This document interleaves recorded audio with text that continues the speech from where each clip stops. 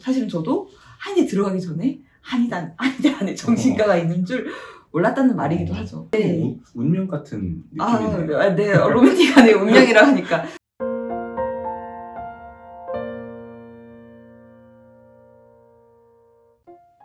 네, 안녕하세요. 한의학 정신건강센터 윤석인, 송금주라고 합니다. 네, 조금 오랜만에 유튜브를 찍는 것 같은데 약간 좀 바뀌었어요. 구도 같은 게.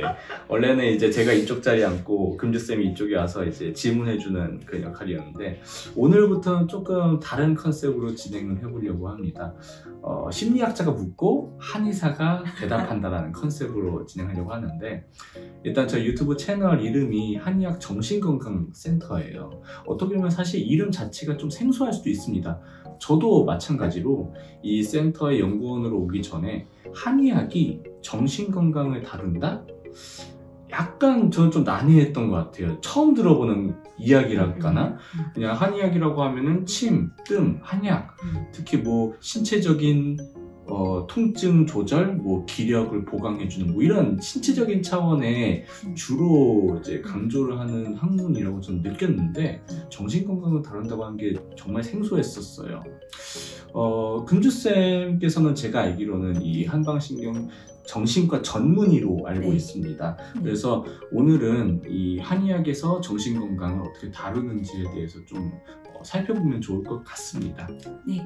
먼저 소개를 부탁드릴게요. 네, 되게 낯설지만 한방신경정신과 전문의 송금주라고 합니다.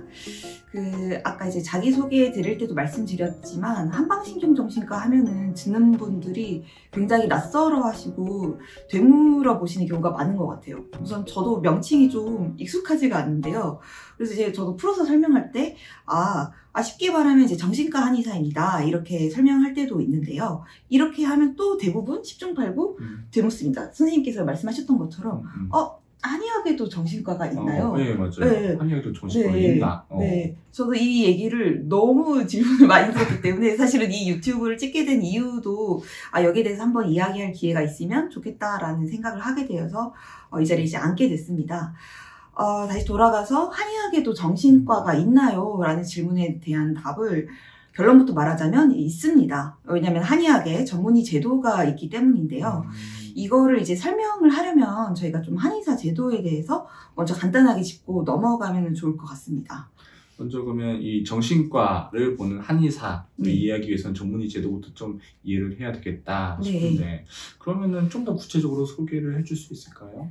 네, 우선 뭐 이제 정신과 한의사가 되려면 기본적으로 한의사여야 되는데요. 너무 당연하게.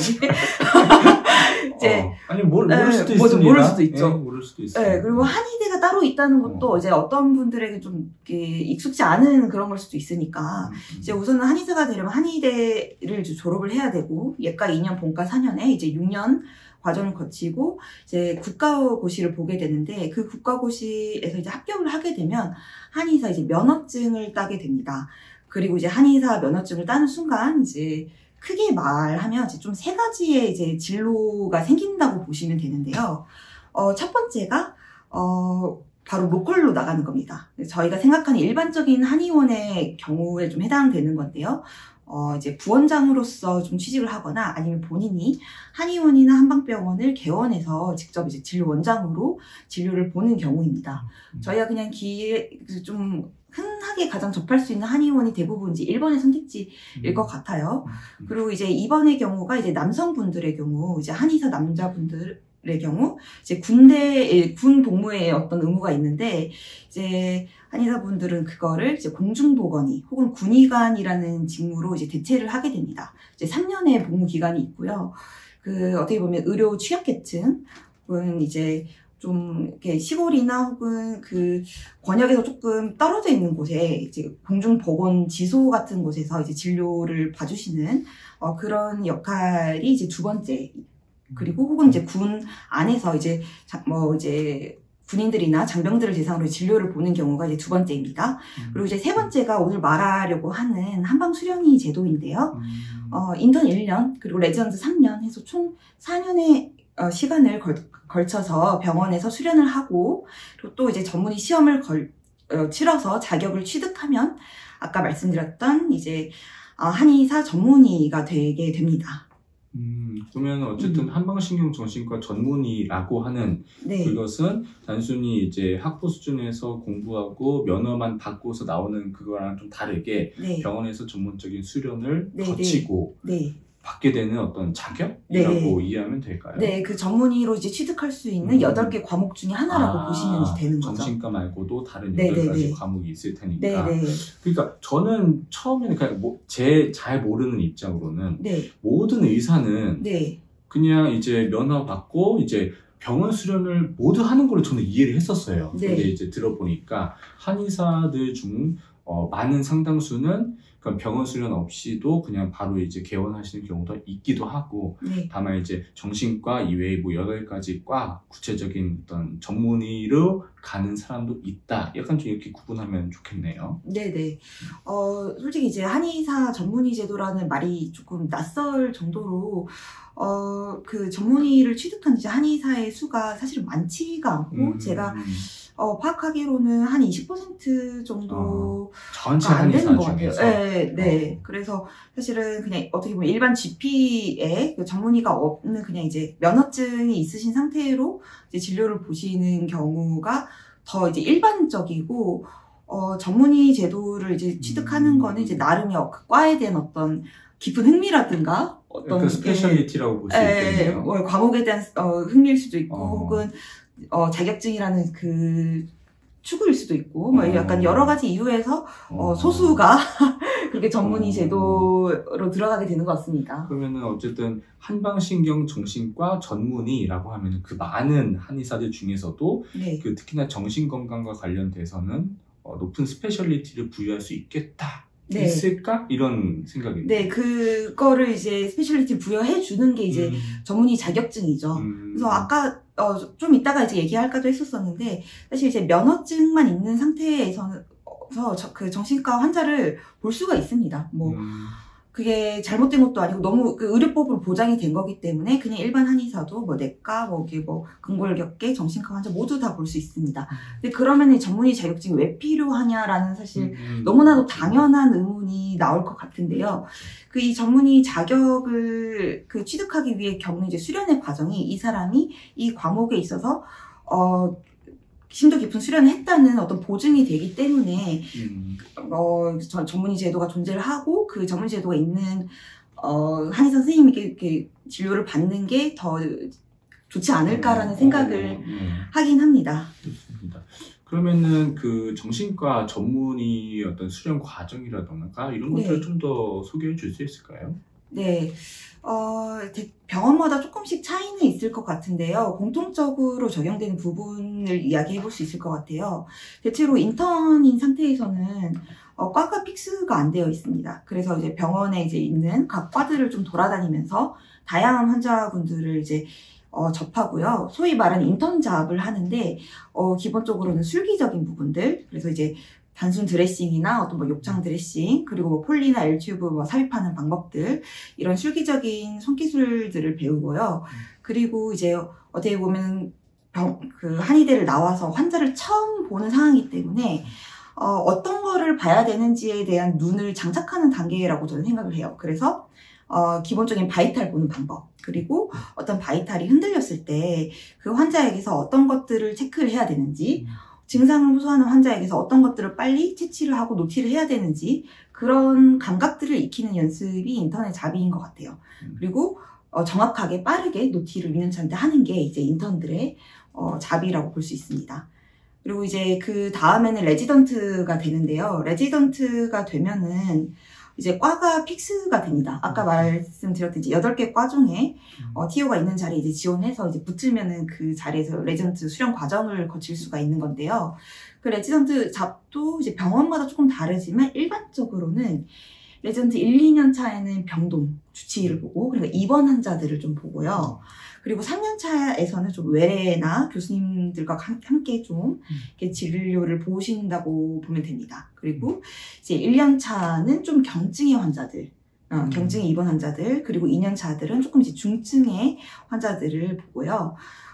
이제 환자분들이 한방병원에 입원을 하게 되면 이제 인턴이 그 윗년 차에게, 2년 차에게 그 환자 노티를 드리면 2년차가 이 환자가 좀 경증인지 중증인지 내가 봐야 될 환자인지 혹은 이제 1년차 선생님이 경증이라서 이제 감당하실 수 있는 환자인지 이런 것들을 판단해서 이제 그 분류를 하고 이제 진행을 했었던 것 같습니다. 어쨌든 이런 수련 과정을 거쳐서 이제 전문의 시험을 보게 되는데 뭐 필기, 면접 이런 것들을 보고 합격하면 전문의가 된다고 볼 수 있습니다. 근데 듣기만 해도 험난한 과정일 것 같아요. 근데 어쨌든 송금주 선생님은 그 과정, 인턴, 그 수련의 과정을 거쳐서 현재 한방신경정신과 전문의로 있다는 것이고, 그냥 이건 뜬금없는 질문일 수도 있는데 그냥 떠올랐어요. 선생님 그 8개 과가 있다고 하잖아요. 근데 그 중에서 정신과를 선택한 이유가 대체 뭘까? 정신과를 선택한 이유가 도대체 뭘까? 이것은 스크립트에 없었던 거지만 그러니까. 제가 아주 도전적이죠. 근데 이것 또한 제가 굉장히 많이 질문을 받았던 건데요. 정신과를 선택한 이유가 뭘까? 저는 좀 그런 생각을 하는데 정신과는 정말 취향이다라고 생각해요. 취향. 그래서 정신과 환자 그 수련을 하는 사람들 다 나름의 그 소신이 좀 있는 것 같아요. 저는 사실은 처음에 이제 고등학교 때 대학 지원할 때 심리학과를 쓰고 싶었어요.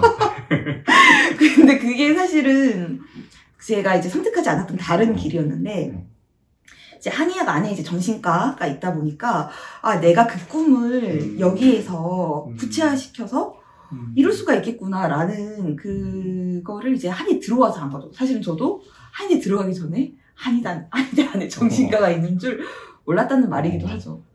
그렇죠. 그래서 여기 안에 들어와서 저는 사실 너무 신났었어요. 어쨌든 어릴 때도 정신과 심리에 대한 그런 관심이 있었고 어떻게 보면은 한의대에 와보니까 실제로 그런 자신의 학문적인 그런 관심사를 충족시켜줄 과가 존재했었던 어떤 운명 같은 느낌이네요. 로맨틱한 운명이라 하니까 저는 이제 그렇게 느끼고 있습니다. 운명적으로 운이 좋게 잘 만났다. 좋습니다. 어쨌든 이렇게 이야기를 하다 보니까 약간 좀 오해의 소지도 있을 것 같긴 한데, 그러면은 한방신경정신과 전문의가 아니라면은 그럼 뭐 정신과 관련된 환자를 보면 안 되냐? 이런 건가요? 그렇게 생각을 할 수도 있겠다라는 생각도 저도 드는데요. 그렇지는 않습니다. 혹시 면허와 자격증의 차이를 혹시 아시나요? 면허는 국가에서 인증하는. 그것도 이제 좋은 답변일 수도 있을 것 같은데요. 우선 면허증은 면허증이 없는 사람이 하면 불법이 됩니다. 그러니까 배타적인 권한을 보장을 해주는 거라서, 예를 들면 이제 의료법상에서 나오는 면허는 그 면허증이 없는 사람이 의료 행위를 하면 불법이 됩니다.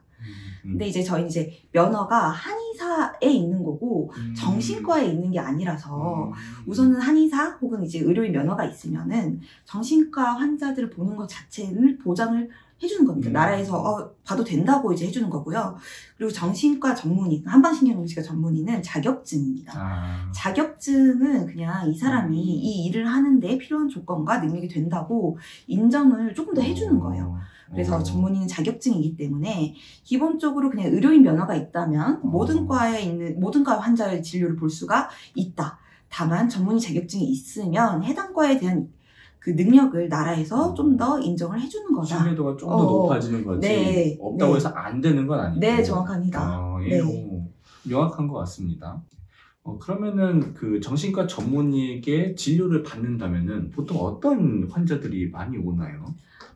한방신경정신과에서는 어떤 이제 질병들 혹은 환자분들이 좀 오냐. 근데 우선 이제 먼저 알아두셔야 되는 게 있는데, 저는 이게 한방신경정신과라는 단어가 너무 길다고 생각해요, 솔직히. 그럼 어떤 네이밍이 좋은 것 같아요? 이걸 대체할 만한 네이밍이 없어서 이런 이름이 된 건데요. 이게 단어가 이제 3가지 단어의 합이에요. 한방, 신경, 정신과인데요. 이제 사실 이제 한의학에 있어서는 이제 신경과 정신과가 지금 하나로 묶여 있는 상태예요. 근데 의과의 경우에는 지금 과거에 신경정신과랑 이제 그 과가 있었는데 지금 이제 신경과랑 정신건강의학과로 세분화가 된 상황이고 저희는 아직 신경정신과로 통칭이 되고 있는 상황입니다. 그래서 한의학 내 신경정신과라는 어떤 이제 분류가 있는 건데요. 세분하면은 저희도 안에서 이제 신경과, 정신과가 있다. 그리고 이제 병원마다 주력으로 보는 질환군은 좀 다를 수 있으나 신경과는 주로 저희가 이제 좀 뇌신경 관련한 질환들이라고 생각하시면 되는데 중풍 환자들 대표적으로 저희가 중풍이 정말 대표적인 그 한의학적인 그 질환군인데 주로 이제 뇌졸중 환자들 그리고 치매 그리고 파킨슨 환자들 그리고 안면마비나 좀 자율신경 실조증 관련된 환자들을 주로 이제 신경과의 영역으로 좀 다루고요. 그래서 반드시 좀 검사가 이렇게 좀 그 결과가 뚜렷하게 나오는 검사가 선행이 되어야 되는 병원급에서 수련을 해야 되는 그런 과목이 되고요. 그리고 이제 정신과 같은 경우는 또 대표적인 그 질환이 있죠. 화병. 그렇죠. 정말 대표적이고 한방에서 이제 정신과를 보나요라고 했을 때 이해시키기 좋은 질환. 화병. 그렇죠. 그리고 이제 불안장애 혹은 우울증이나 조증과 같은 기분장애, 그냥 수면장애. 우리가 그냥 일반적으로 생각하는 정신과적인 질환군들의 환자를 모두 보게 됩니다. 네, 그래서 이렇게 두 가지로 나뉘어져 있다. 보면 될 것 같아요. 이건 잘 모르는 입장에서 보면 네. 그 신경과와 정신과를 구분짓는 그런 핵심적인 팩터는 어떤 걸까요? 이게 이제 신경과 같은 경우는 우선은 아까 얘기했던 것처럼 뇌신경 관련된 그 질환들을 많이 포함하고 있기 때문에 어떤 검사로 이게 그 질병의 진단을 내릴 수 있다 없다로 이제 갈리는 경우가 많고 정신과 같은 경우는 검사가 저희가 대부분 뭐 자가보고식이거나 관찰에 의해서 평가를 하는 거기 때문에 조금 그 구분선이 그 어떤 이학적 검사나 그 영상의학적 검사와는 조금 결이 다른 게 있고요.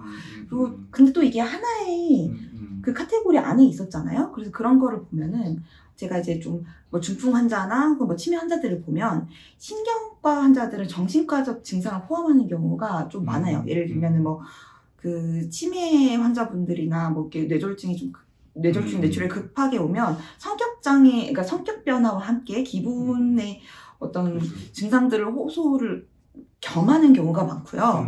정신과 환자분들은 꼭 신경과적인 그런 문제들을 포함하지 않을 수가 있다. 그래서 증상적인 측면에서 그리고 그 진단에 이제 사용된 툴에 있어서 조금 이제 구분이 될 수가 있을 것 같습니다. 네, 좋습니다. 네.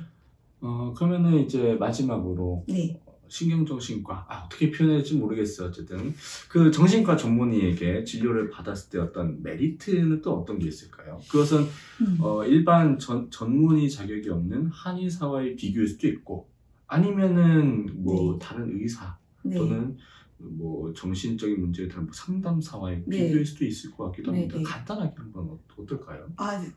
간단하게 얘기하기로는 제가 사실 이 편에서 다루려고 했던 건데 저도 그 생각을 사실 많이 해요. 어떤 똑같은 정신과적인 질환을 호소하는 사람에게 어떤 사람이 약을 권할 수 있고 어떤 사람에게 상담을 권할 수 있고 어떤 사람에게 한약을 권할 수 있느냐 그리고 뭐가 제일 적합할 것인가 이것은 제가 이 편에서 설명을 드리는 것으로 하겠습니다. 네, 그거 말고 첫 번째 질문 전문의에게 진료를 받으면 뭐가 좋을까요?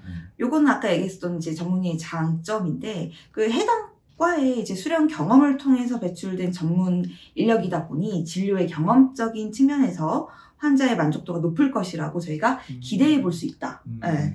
그리고 전문의에게 진료를 보는 경우에는 그 진료 과목에서 보험이 보장되는 것들이 있어요. 그렇기 때문에 가격적인 측면에서 나라적인 측면에서 보장해주는 그런 메리트가 있다. 그리고 한방 신경정신과 같은 경우는 간단하게 얘기하면 저는 한의학 자체가 몸과 마음을 하나로 보는 그 전인론적인 관점을 지니고 있는 학문이기 때문에 사실 그 몸과 마음을 저는 A4 양면으로 그 표현을 하는데 앞에서 구멍을 뚫으면 뒤에도 반드시 구멍이 뚫려 있거든요. 근데 그게 그 사람에게도 똑같이 나타나 있는 것 같아요. 내가 몸의 증상이 있으면 반드시 마음으로 같이 드러나고 마음의 증상이 깊어지면 반드시 몸으로 드러납니다. 그래서 이제 그 몸과 마음을 별개 그 진료 과목으로 나뉘어서 어떤 거는 마음의 약을 따로 먹고 몸의 약을 따로 먹고가 아니라 이거를 한 번에 같이 진료를 볼 수 있다는 게 저는 한의학의 큰 장점이라고 봅니다. 여기에 대해서 이제 더 자세한 내용은 제가 2편에서 다루도록 하겠습니다. 아마 이 편이 사실은 더 재밌는 내용들이 펼쳐질 것 같아요. 심리학자 입장에서 더 그럴 것 같아요. 사실은 뭐 오늘 얘기해 주셨던 수련의 과정이라던가 전문의 자격 이런 것들은 아마 학생이나 이제 그런 준비하시는 분들한테는 분명히 도움이 된 내용일 것 같긴 하고, 근데 어차피 뭐 저 같은 일반인의 입장에서는 한의학의 강점이 대체 뭐야? 약간 이런 관점에서 봤을 때는 오늘 내용보다는 이 편의 내용이 좀 더 기대되는 것 같긴 합니다. 네, 좋습니다. 그러면은 다음에 또 뵙겠습니다. 감사합니다.